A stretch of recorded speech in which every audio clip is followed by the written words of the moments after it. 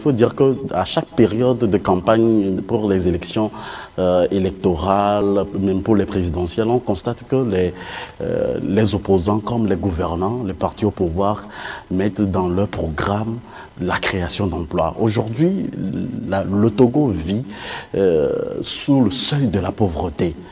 Est-ce que, qu'en dites-vous par rapport au lien intrinsèque qui lie au fait la pauvreté, les programmes qu'ils nous donnent au cours de leur campagne et puis la réalité sur le terrain, on ne voit aucune opposition se manifester par rapport à la vie chère, on ne voit aucun gouvernement aussi faire des actions concrètes pour que le citoyen lambda puisse se sentir et puisse manger à sa faim. C'est ça la vraie question aujourd'hui.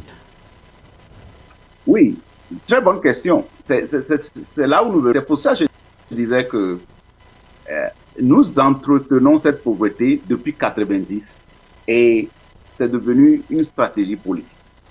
Quand tu parles d'opposition et pouvoir, l'opposition va accuser le pouvoir qui l'entretient la pauvreté et pour pouvoir solliciter le vote des gens qui vont peut-être s'abaisser pour trouver des petits emplois que contrôlent ceux qui sont au pouvoir, n'est-ce pas, qui sont les décideurs.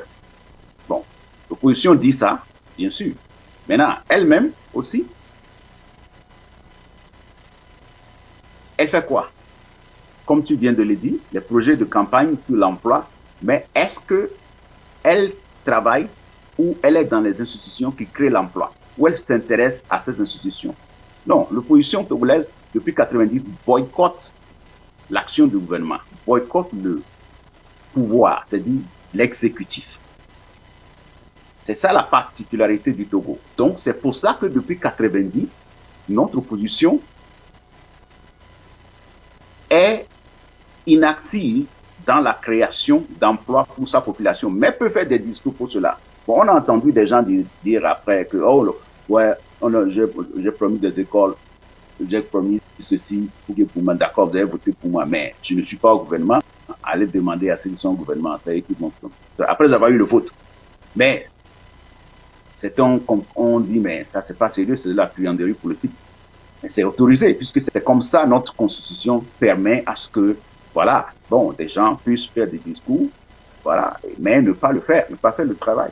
Mais ça, c'est la politique. C'est la politique. Mais si nous tenons, si l'opposition ou le pouvoir, les deux tiennent vraiment à l'emploi, le peuple peut observer l'effort de chaque côté dans ce sens. Si les deux tiennent aussi à l'emploi, il faut que les deux arrivent à se conformer au desiderata du marché de l'emploi. C'est-à-dire que pour l'emploi augmente, les autochtones doivent en créer, les Togolais eux-mêmes, et les investisseurs de l'étranger aussi vont saisir qu'il y a pour aussi en créer. Bon, s'agissant des investisseurs, commençons par là. Eux, ils exigent un climat politique apaisé. Et cela veut dire que les gens ne se tiraillent pas, les gens travaillent ensemble. Donc cela demande qu'il faut mettre fin au boycott du gouvernement, à l'isolement de l'exécutif. Mais c'est là où l'opposition doit transcender les clivages pour s'associer, pour rentrer dans la cohabitation gouvernementale, pour que cela évolue, qu'on ait de l'emploi. Parce que l'investisseur a besoin de ça. Mais si l'opposition dit que non, seulement ne dit pas non. Hein. Au jour d'aujourd'hui, le Togo est engouffré parce que le statut d'opposition du Togo fait de l'opposition qui n'est pas au gouvernement. Donc, la population n'aura pas ça. Ce que les investisseurs veulent, que les Togolais travaillent ensemble pour évoluer, l'opposition n'est pas dans ce contexte-là. Parce que son statut, pour l'exécuter, l'opposition est en train de se conforter en étant en dehors du gouvernement. Donc, il n'y a rien à servir aux investisseurs qui sont par cette cohabitation. Donc, le gouvernement qui est là peut se demander pour faire le peu de création d'emplois qu'il puisse faire. Et lorsque ce gouvernement va faire le peu de création d'emplois qu'il puisse faire, qu'il puisse créer, ben, il va servir qui? Il va servir les militants de l'opposition ou bien les descendants des opposants. N'est-ce pas les conséquences de la malgouvernance qui ont des effets sur le peuple? Effectivement, c'est là où les gens parlent de discrimination, de népotisme, de favoritisme, tout cela, parce que nous ne travaillons pas ensemble pour créer l'emploi et la richesse. Donc le partage ensemble, équitable, est difficile à honorer. Et c'est tout à fait normal. Donc nous créons et nous entretenons la pauvreté. Nous le faisons nous-mêmes, par le choix politique que nous avions fait et les difficultés que nous avons à transcender nos clivages pour pouvoir se conformer aux donnes normales. C'est ça. Donc, conséquence, nous créons de la misère au peuple. Ça, c'est vrai.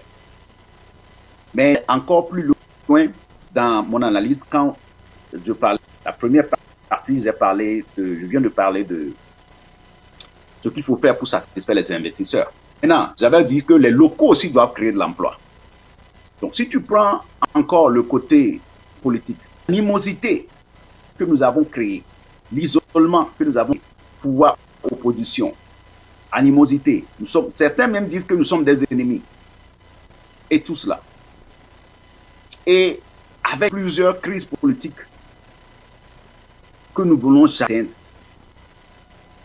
eh bien, il arrive que, par conséquent, les locaux qui peuvent aussi investir ne le font pas au Togo, ils le font à l'extérieur, dans d'autres pays. Donc c'est pour ça, il faut que le Togo arrive à régler ces deux cas-là, aller vers une réconciliation profonde pour que les locaux puissent aussi avoir confiance, les investisseurs étrangers puissent aussi avoir confiance et créer plus d'emplois. Ces locaux-là, même si ce que d'autres pays ont fait, après plusieurs années de difficultés politiques, le Ghana par exemple, et plusieurs pays, même la Guinée-Conakry, beaucoup ont fait ça. Pour atteindre les problèmes politiques, il faut aller vers une amnistie. Et cette amnistie demande même qu'on pardonne aux gens. Même des corrompus, des gens, des corrupteurs, des gens même qui ont amassé des richesses illicitement, sont pardonnés parfois. Pour que, au moins, à condition qu'ils investissent cet argent dans le pays. Mais ils ne seront pas arrêtés et on tourne la page, on remonte, on recommence une autre page. Et cette réconciliation profonde, ça va stimuler aussi l'économie, ça va créer de l'emploi aussi. Mais sans cela, tous ceux qui ont amassé des milliards aussi, dans la plupart de ces pays, vont l'utiliser ailleurs. Même le Togolais qui n'a pas amassé des milliards illicitement, sait que s'il met son argent sur place, c'est difficile de faire des recettes, de profit, et c'est plus facile ailleurs où c'est plus stable. Donc nous, si nous aimons notre pays, nous devons lui offrir cette paix sociale, cette stabilité, faire ce sursaut patriotique pour cette grande réconciliation et en faire un pays qui a un climat approprié à la création d'emplois. Et la population va récolter les fruits de cet effort politique. Donc c'est lié. Et cette misère est liée à la politique. Et sa fin ne peut être prédite si nous continuons d'entretenir nos postures actuelles comme telles. Il y aura seulement une continuité. On en vient à un bon point. Il y a la période post-Covid. Il y a des gens qui étaient dans la pauvreté. Il y a des gens qui font bien, qui ont quelques emplois, quelques affaires. Ils ont vu les affaires descendre un peu.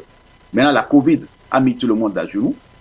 Et le gouvernement continue ses efforts pour que cela n'aille pas plus loin comme en Afrique du Sud et ailleurs, qu'on ne tombe pas dans une conjoncture précoce et précaire et puis une famine. Mais si on tient, on arrête ça à ce niveau et on fait un recouvrement, on sort de la récession, on s'en sort bien avec la croissance qui continue, avec les efforts du gouvernement pour maintenir économiquement la stabilité et le développement, et nous en sortons un peu de cette crise, ben, ça ne veut pas dire que ceux qui avaient été dans la pauvreté, ceux qui n'avaient pas d'emploi, vont nécessairement trouver de l'emploi ou bien ne seront plus pauvres. Donc, les gens ne se trompent pas. Donc, ce que vous avez refusé de faire hier nous attend encore demain. Donc, ça nous attend encore demain. Et vous avez parlé également de réconciliation. Les autres en font, comme l'exemple de la Côte d'Ivoire. On en parlera dans un instant à l'autre, après juste la pause.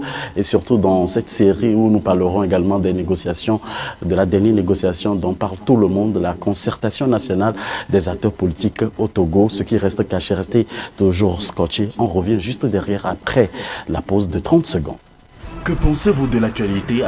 Merci à tous d'être avec nous pour cette deuxième partie de votre émission Avis de la diaspora sur les ondes d'AfroWeb TV. Vous pouvez également être en direct avec nous sur le www.afrowebtv.com/live et aussi en direct sur notre page Facebook.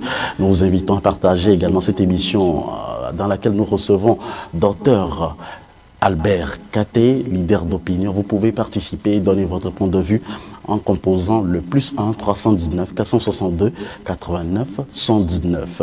Nous parlons à l'instant donc de réconciliation, et la réconciliation est faite petit à petit en Côte d'Ivoire. On avait vu également les deux présidents, Alassane Ouattara et Laurent Gbagbo, l'ancien chef d'État ivoirien bien sûr. Et aujourd'hui, il y a de cela quelques semaines, le gouvernement togolais a rendu public le 3 août dernier les conclusions des travaux de la concertation des acteurs politiques. Ces travaux se sont déroulés du 19 janvier au 13 juillet 2021 et ont connu la participation effective de 17 partis politiques en 11 séances plénières. Docteur Albert Katé, pourquoi la réconciliation est possible chez les autres, mais pas au Togo?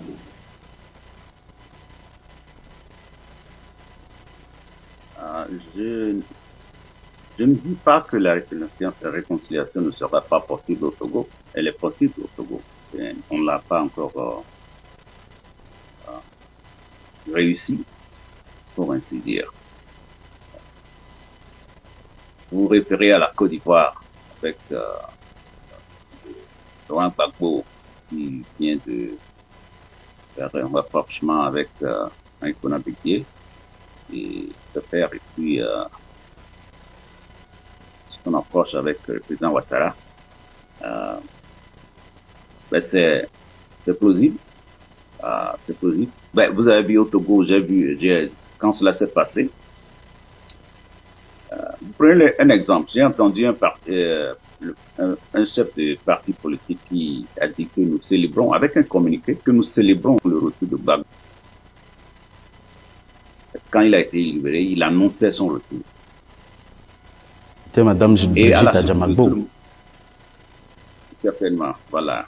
Donc, à la surprise de tout le monde, très rapidement, Gbagbo rentre et il se retrouve chez Ouattara et leur entretien laisse tout le monde perplexe. Je veux parler des activistes qui croyaient que Gbagbo devait enflammer la situation. Ceux qui ont célébré son retour, bon, ben, j'ai prêté attention pour voir comment ces partis qui ont célébré son retour pouvaient aussi réagir à cela. Mais les gens, ils n'ont plus réagi, ce qui est regrettable parce qu'il y a une leçon de paix et d'amnistie, une leçon de responsabilité nationale que Gbagbo a donnée, mais ces partis qui sont qui sont composés de nos leaders, de nos décideurs, ne se sont plus prononcés sur la suite. Cela veut dire que ce côté ne les intéresse pas. Donc vous comprenez qu'au Togo, c'est difficile qu'on évoque le sujet de réconciliation en profondeur. Mais c'était la une en Côte d'Ivoire et tout le monde regardait la télé comme les réseaux sociaux pour tout cela. Voilà à quel point tout le monde reste froid sur ce sujet au Togo. Mais cela restera jusqu'au jour où nous allons prendre le taureau par les cornes. Un Gbagbo au Togo, certains ont dit que ça aurait été Jicris Olympio. Mais ça fait des années que Jicris Olympio aussi est retourné au Togo. On n'a jamais vu ça. On a vu des rapprochements. Le président Faure Gnassingbé qui est rentré chez J.P. Olympio à la maison, à la surprise de tout le monde. Ça a ému beaucoup de personnes. Et voilà, c'est là, c'est cela. Il faut continuer d'exact, pareil. Mais cela devait s'étendre dans toute l'opposition, pouvoir comme opposition, pour qu'on continue d'exact et qu'on aille vers une rétroactivité pour qu'on nous avions laissé tomber. Cela, quand Faure avait fait ce rapprochement. Et on a encore analysé dans d'autres crises. La CEDEAO, en 2018, avait, dans son communiqué du 31 juillet, pour entrer un peu dans ce que le travail de la Sénat dont tu parles, avant de parler de la réconciliation. La CEDEAO, en 2018, en réponse à la satisfaction à la demande de la C14, qui est le collectif de l'opposition, avait, à sa conférence de chefs d'État du 31 juillet, obtenu beaucoup d'avancements. Et dans son communiqué, il était question que la Cour constitutionnelle soit revue et que le mandat des membres de la Cour aussi soit limité, qui était une exigence de l'opposition.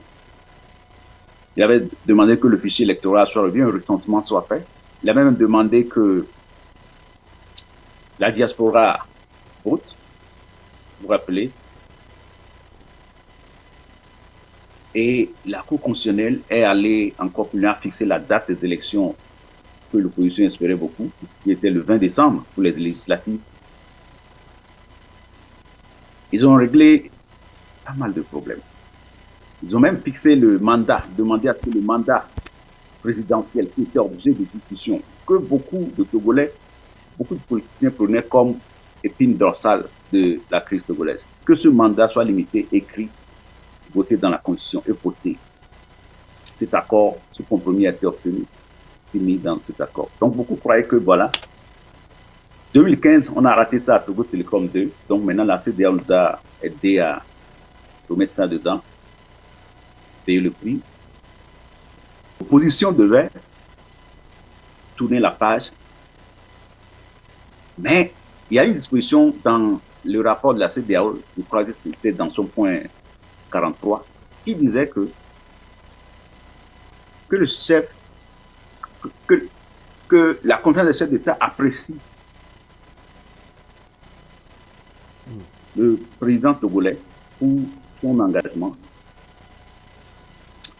vers ces compromis et aussi son désir de travailler avec tous les acteurs. Docteur Albert Kapi, quels sont... Donc c'était...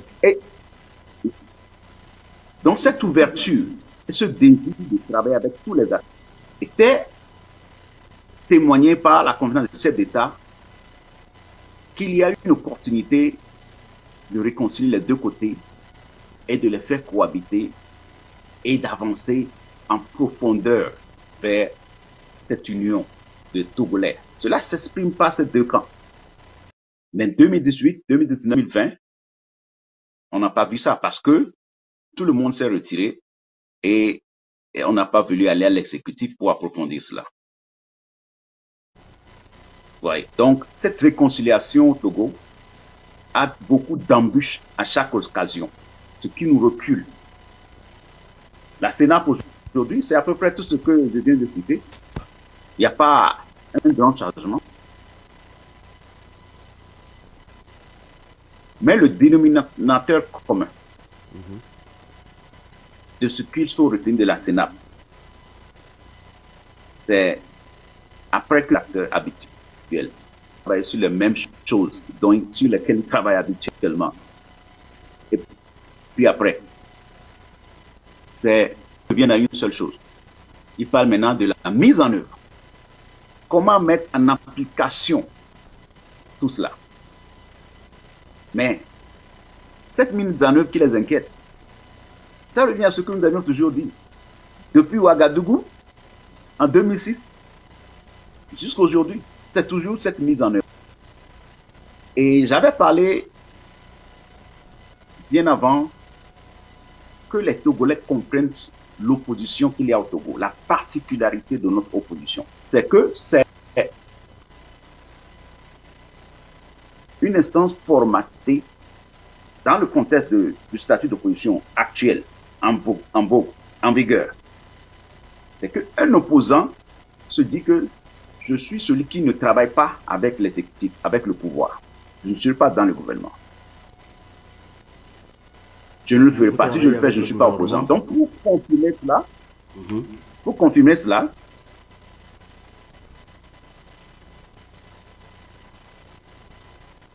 tout ce qui est fait au Sénat revient à la mise en œuvre. À qui va le faire? Qui va l'exécuter? Mais le même problème demeure. Donc, vous voyez à peu près comment exécuter tout cela sans que l'opposition ne soit pas dans le gouvernement pour l'exécuter. Et en quoi cela sera différent du